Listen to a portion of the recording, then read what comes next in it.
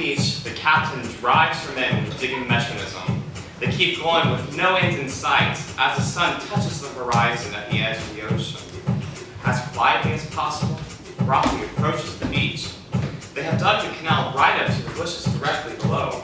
He pops his head out from under the big leaves to see the Perf! In a nearby bush, he crouches as she looks around for Chop. She spots him one bush over and calls out his name. Chop! He doesn't hear. She throws a rock at him. Ouch!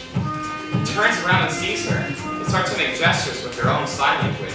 He makes crazy bad answers signs back. They barely understand each other.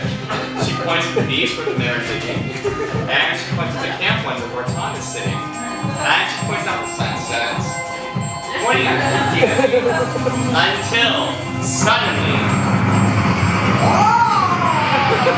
the ground begins to shake, and then up at her feet, lava flying and flowing on top of Sharshish slowly down the mountain. Mel and Shock look up. Rocky looks up. The captain is running up at the volcano. The kids cheer.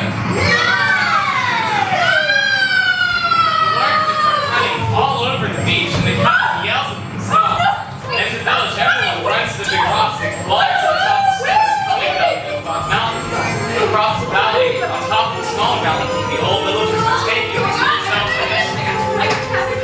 The lava oozes its way down the mountainside, slowly pouring the heat, crackling over its own black blobs along the way.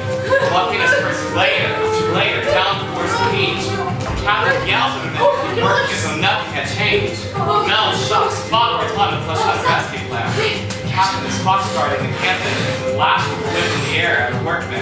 Shock sneaks behind and Mel walks over.